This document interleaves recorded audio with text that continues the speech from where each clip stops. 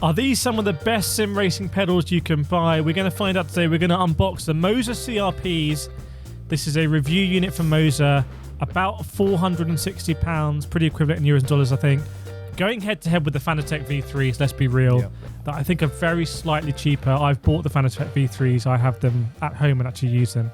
So Sam, should we open these up? We're expecting excellence here from Moza, so we're going to be very critical. We are, yes. Because these come in at a big price point. We're going to go down to all the things, the finishing, the materials, any additional extras come with it, which don't come with it, stuff like that. You know how we do. And if you know how we do, hit the like button already so we're all liked up. Right, okay. Well, how are we going to do this then? Let's spin this round on our table.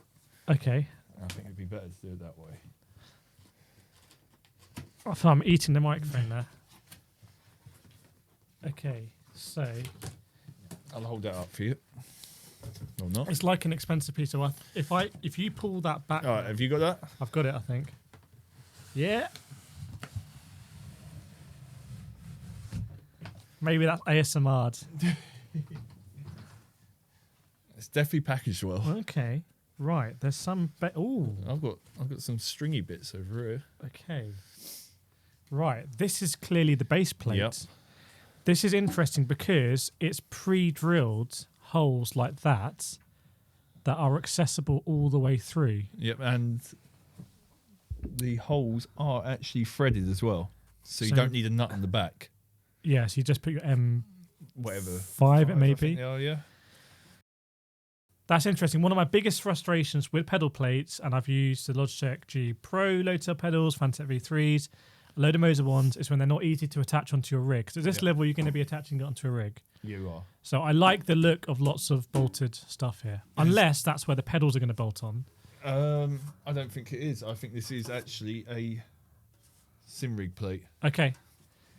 Let's open up the next layer. And we've got instructions. I feel like you're better with the instructions. They put the instructions in a bag. Are they in German this time? No. Talking of bags, there's quite a few in here. Yeah, these must be the individual pedals. Yep. Okay, so this may be load cell elastometers. Maybe even the toolkit. Oh, there's a spring. So we've got springs There's here and a toolkit. multiple springs in there. Yeah. Okay, so they do give you tuning stuff. For adjustability. We've got a basic USB-B uplink that will go from the pedals into your Moza base or the PC, I imagine. And look at this. Yes, lots of bolts. Yes, and washers. Lots of hardware and washers. Quite stubby bolts. They might be M6, actually. They're a bit thicker than M5, I don't know. Yeah, they could be M6s. And they're actually...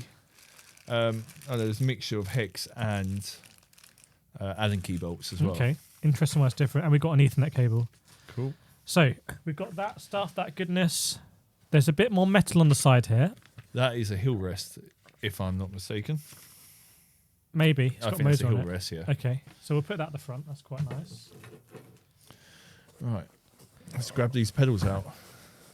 So are we expecting to see a load cell and then a clutch and the throttle the same, or all unique? I expect if they're fighting with the V3s, they're all going to be slightly different. They're all going to be unique for what they're actually. Unlike the Moza SRPs, I think. Let's be like, whoa, wow, okay. I like the little. We've spoken about Moza before when we compared it to like iRacing. We've said iRacing is like there's no style. It's just like it's full. It's functional. Sorry, it's what you have in the real car. Whereas Moza is a bit more gamery and sort of like it's stylish. Yeah. So you can see here like the little like things on the side and the gold color. I like the gold in it. That's a nice color. That is a nice color. So what do we have here? Is this potentially the load cell? I would imagine. Has it got a faceplate on it? It does have a faceplate. It's got a short, stubby I would say faceplate. that is the load cell. Okay.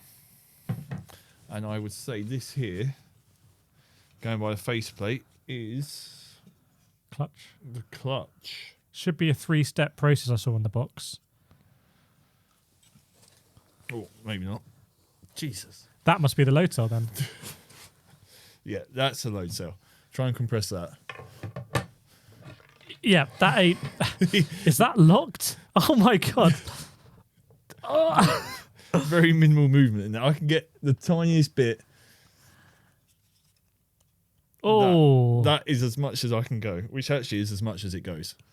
Yeah, you don't want to mess around with brakes. There's a lot of force. I've ended up cutting myself a lot of times trying to change elastometers and things like that. So this then, by process of elimination, unless there's been a big mix-up at the Moza factory, will be the throttle. Looking at this clutch here, we'll start with the clutch one because it's the least used one. So we'll get this one done quickly. The clutch pedal here is multi-staged. It is a tuning aid here, so you can make it a bit stiffer. Do you know how they do it multi-stage, or is it not apparent? I don't know how they do it but to stiffen it, there is a nice Allen key end on this. So I imagine you'd wind it in, which would make the clutch throw a little bit shorter. And it's a nice feature, actually, that it comes out the back. Yeah. But it's something to be wary of. If your sim rig is right next to a wall, you might set you it might all end up, up punch the wall a few times. say hello to your neighbour. Yeah. But once again, actually looks really nice. Yeah, these don't look cheap, and we have the Moza SRPs just out of shot. We'll bring them in and compare. But there's obviously some very nice engineering going on here, and they look different to the Fanatec V3s. So Fanatec V3s are not removable like this. They're all in one quite artistic curved base plate. These are much more similar to Logitech G Pro load cells, where they're all individual pedals. That does mean, by the way, you can bolt them individually onto your rig, as I've done with my Logitech G Pros. This is the throttle. So I wonder if that spring is replaceable. There is no replacement spring in this bag, but I imagine there are going to be people with... if you want to have a stiffer throttle. Yeah. Now, okay. Let's talk about the finish, and then we'll move on to functionality and some stuff we can see here. The finish for me looks insane.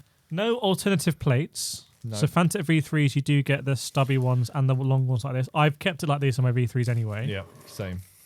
But the finish looks very, very, very nice. I mean... Yeah, the finishing is nice. The way they've beveled all the edges, so they've got some nice radiuses on it. I actually really like this coppery bronze. Yeah. I actually really I'm like not sure it's going to come across on the cameras, but Yeah, the coppery bronze, actually, to me, it looks fantastic. It's quite a motorsport colour as well, like Lamborghini, I think, going out, something like that. But it's a nice, heavy pedal. Looks extremely, extremely well put together. I like the way it's sort of perforated on the side as well, like almost like to make it lighter or something. Yep. So one thing I want to say on function is that I don't think this is a tool-free release. So something that's quite impressive about the Logitech G Pros is you can actually unhook all of the pedals and change the springs without any tools. Oh, okay. It's quite dangerous because you need to pull it back, and if it goes, it'll take your finger off. They've got like little Allen keys at the back. Yeah, these have a locking pin. I mean, it's not a big deal. Same as the Fanatec V3s. Basically, you'll need to undo that locking pin, and then that will come off, and you can change everything. I wonder what you've... Oh, angling the faceplate. Yeah, I can't undo it, but if this zooms in enough, you can undo this, which looks like you should be able to angle the faceplate to whatever you want. All three have that option, and there is also like a stop just below it. Yeah. That bolt there leads to it. So I assume that will give it the sturdiness. That's not something you can do on the Logitech or the Fanatec because they just bolt on. So I'm trying to think of an example because there is something about the angle of your foot sometimes. You can have a good length, but then your ankle's like too much. Yeah, and over the longer races, you definitely feel fatigue. I definitely feel fatigue in my ankles on the longer races. So maybe some good customization here for Moza. I'm trying to pick stuff apart because they are a lot of money. There is. Let me just point out why it's in my head. Yeah. The different mounting holes here, so you could change the pivot point for this. So again, the angle of the whole pedal. Yeah, well, it's not just that. It's obviously the steeper angle that this goes at, the stiffer it'll be at. Okay. The flatter the angle, the softer it'll be. So not only have you got the tuning down here, you can also tune it actually on where it mounts to the pedal. Yeah.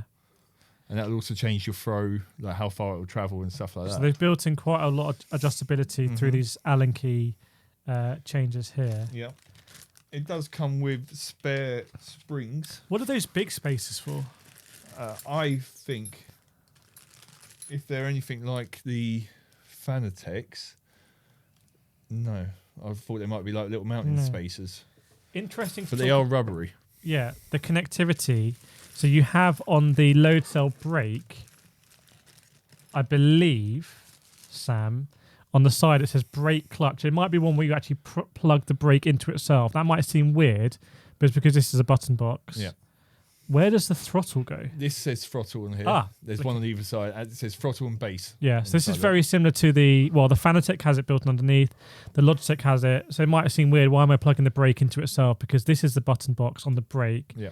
And then you plug that into. That does mean that you can't run these too far apart, but there's nothing. I think these all pedals need to be connected to the brakes.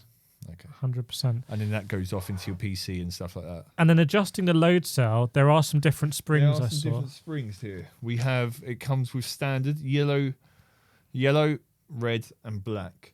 Now, yellow, which is fitted, is the medium. Red is the stiffest, and black is the softest. So there's your 3 tuning aids for the load cell. Apparently, these are color coded as well. It's interesting because in the Fanatec V3s, you don't really change the spring, you change the elastometers, if I recall, in the brake performance kit. So maybe here you don't really go in and change the elastometer, I don't know. You more change the spring. And also, I don't know where these go. I think they go at the back. Okay, so these bits here, you definitely won't be able to see this in the video. There's like a rubber bit here. Okay, a stopper at the end. Yeah, so if you feel all 3 of them, they're actually elastometers at the back.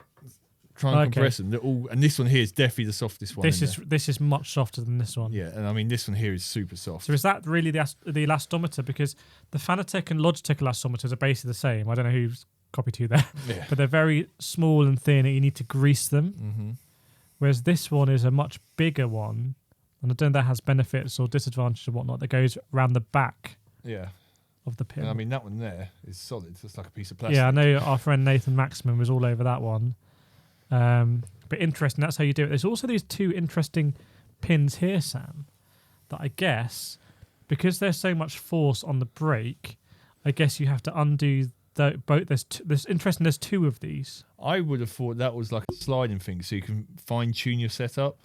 So you'll be able to slide it backwards and forwards a bit. I could be completely wrong. I'm just looking at the finish, like you'd expect from Moza. The finish is absolutely sublime.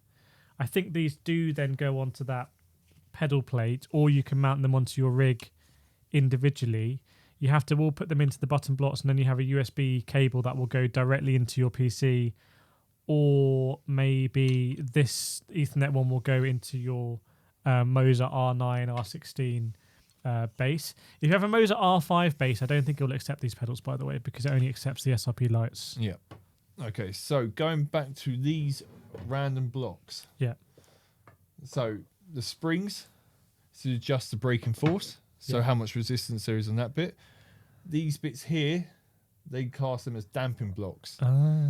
So essentially what you're saying, you would take it apart, you change it, and that will give you how much feedback you get. Well, not feedback, how much resistance you get right at the very end, like how far you can push it. Feels like a bit of a different philosophy than, say, the Fanatec, where you just have the elastometer. Yeah. But what you have in the Fanatec is you have a soft elastometer and then a hard one. Mm-hmm. You have like a spongy one and a hard one, and I think that's similar to a spring and then one of these, perhaps. Yeah, potentially. I mean, yeah, on the Fanatec you can twist it. Yeah, you can twist it as well. But these are the Moza CRP pedals, about £460. We're going to put them on the rig. We're also going to compare them against the Moza SRPs and SRP lights, which is going to be a very interesting video. Hopefully this is helpful. More videos around here. Let us know what you think, and we'll see you next time.